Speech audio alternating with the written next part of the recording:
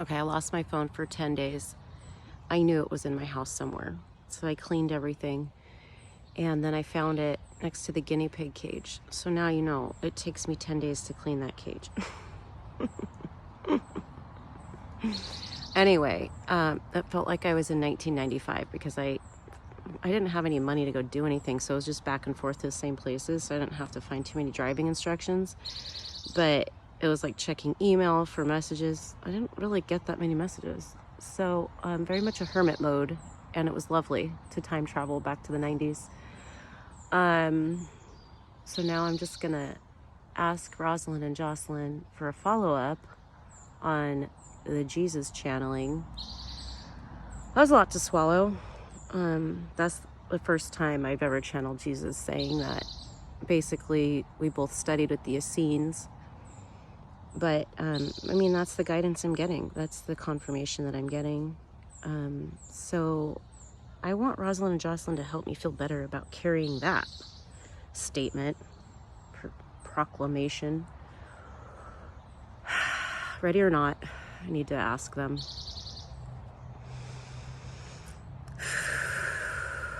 Hello, Rosalind, Jocelyn. Now that I have my phone back. You're messing with my stuff, all right? All right, let's just hear what your thoughts are. Dear Kelly, thank you for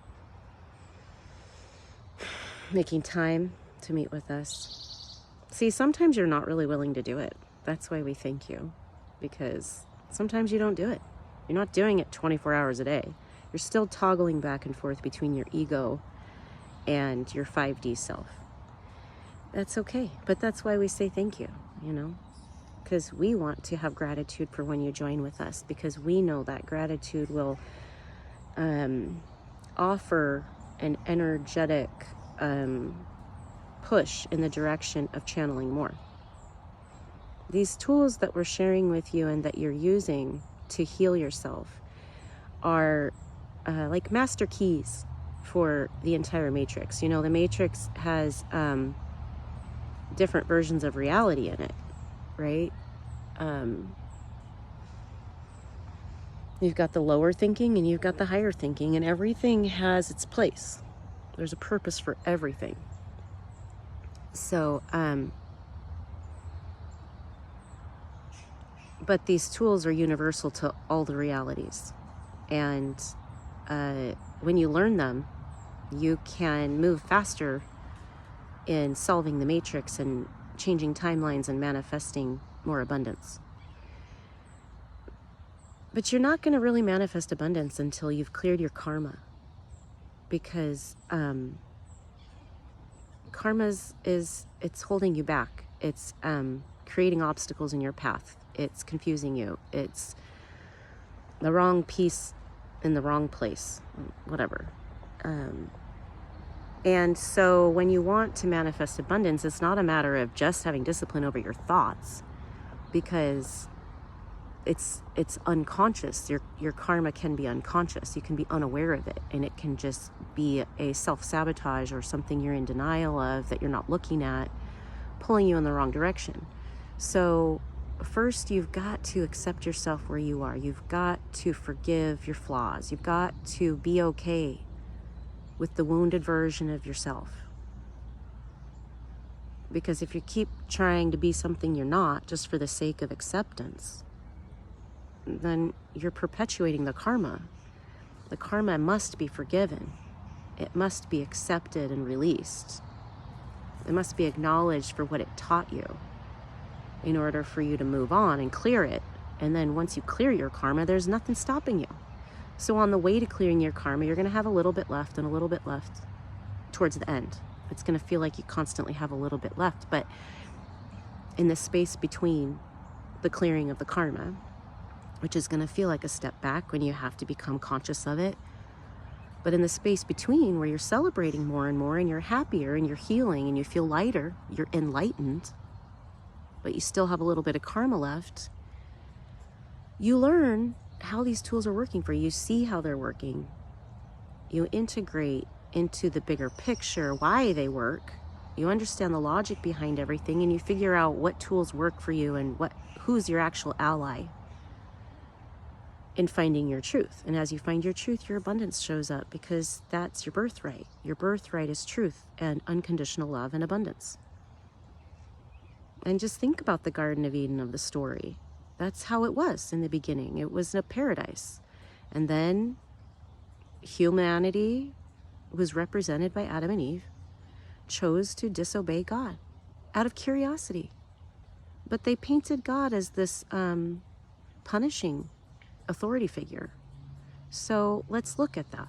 Let's look at that Bible story. Is God really giving us punishment? Were we really born into sin? Is this the version that we're going to accept as the foundation of our reality, as the framework of our life? This is fundamental. Okay, people are told to believe in the Bible, and they're told to believe this version of the Bible. But we want to give everybody their own vote to figure out which version of reality is going to be the framework from which they execute their masterpiece of life from.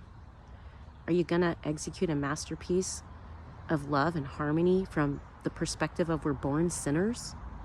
I fundamentally disagree with that, says Kelly. How? Why? Who? Okay, that's not God. Okay, God did not punish you for disobeying him. That's not how he operates. And that's why Jesus got mad in the temple, because they were misrepresenting God. Okay? And in misrepresenting God, you're keeping people weak and limited, because then they don't feel the love within them. They're told to fix the problems. But fixing the problems doesn't come from your ego. It doesn't come from direct assault of your problems. Fighting your problems isn't how you fix them. You fix them by resonating with the frequency where they don't exist. Okay. Because what happened was, there was a fourth dimension. Okay. Humanity had Atlantis and Lemurian history, right? Where you were very evolved as a species. But you still had some karma to deal with. So in that lifetime, or that sort of period of time, there was a lot of ego with the power. And it's a similar story. It's just an echo of the same story that's happened in other realities on Earth. You know, it's just an echo. It was one version of it playing out. So this other extraterrestrial race came to the planet and kind of like instigated conflict. And, you know, all of that technology that wasn't used for love destroyed the culture and the civilization at that time. So what happened was the extraterrestrial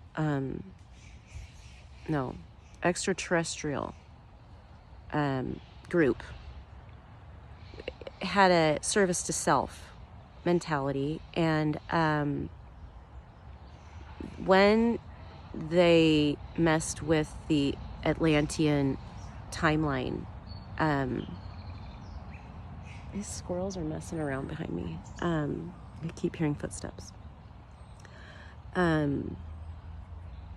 Once Atlantis sunk, they were able to keep humanity limited by their manipulation of humanity's mammalian qualities.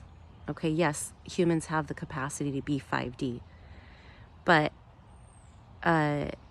it's like programmed to only happen if you're pure of heart. So as long as your heart is tied up with conflict, which is karma, then it's gonna kind of keep stumbling until they clear that karma. So the ETs that came in and sort of like pulled the rug out from underneath Atlantis then manipulated the earth with their bloodline, with their service to self mentality. They structured humanity to keep humans as slaves, in that humans are sort of boxed in. They're boxed into a reality that was created out of torture, and manipulation and mind control. And there's a lot of conflict. There's a lot of drama. Okay, there's a lot of perceived limitations of what you're capable of doing as humans on the planet.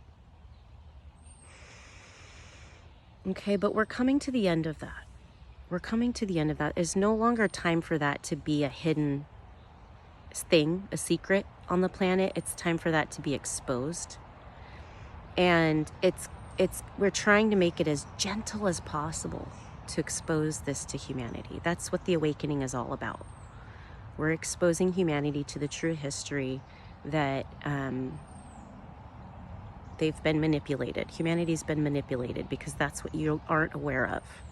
You're just going about your life thinking that you got to work hard and succeed and take care of your family, when actually you need to rethink the power structure on the planet, and you need to be aware of the power that you have to do that. So we're trying to make it gentle.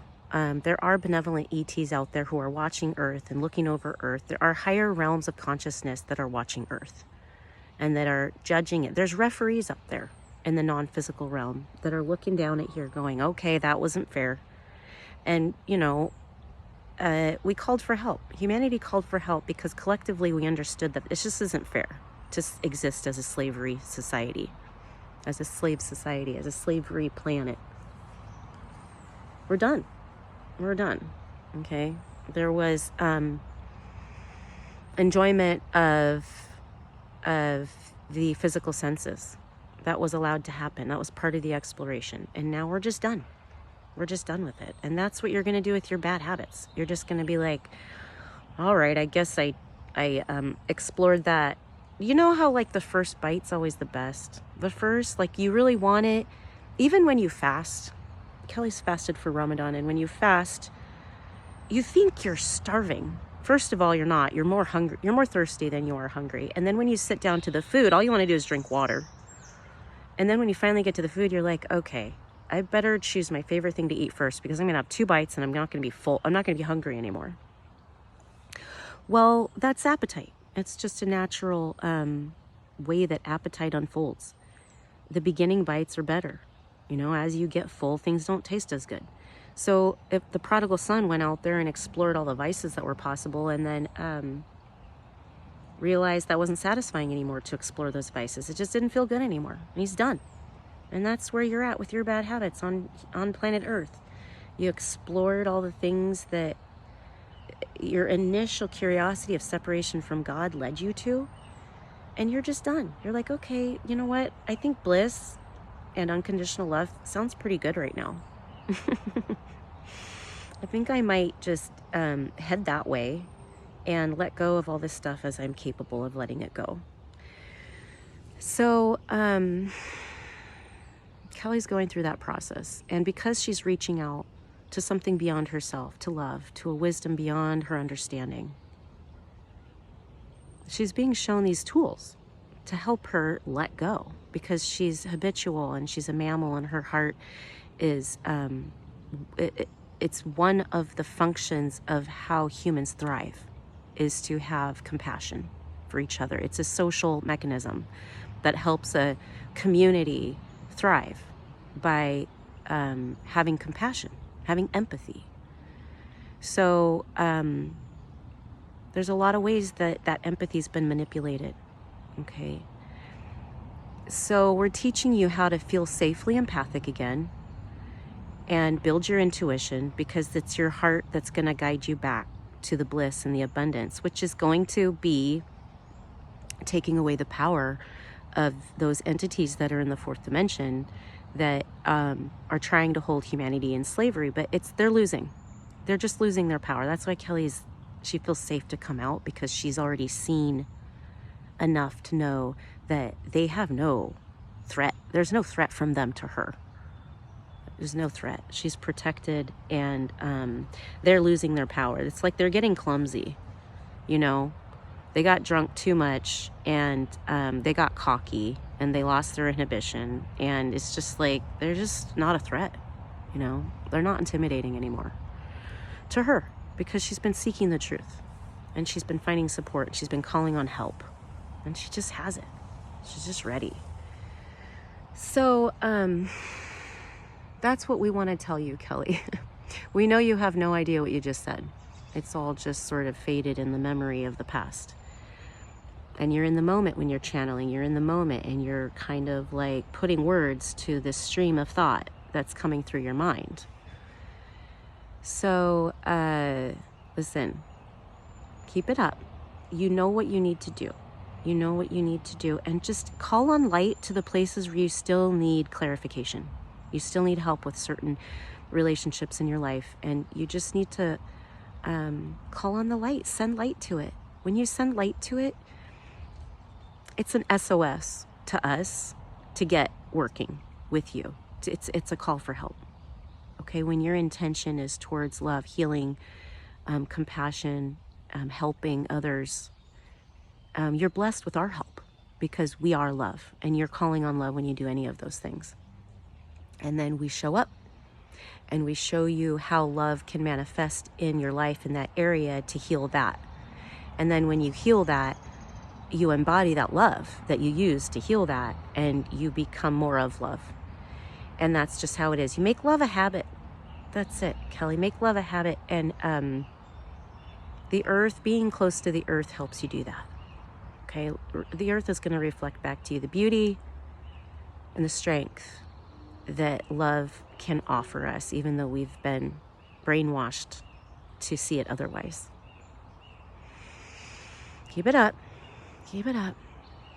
Slowly but surely. Okay, much love. Namaste.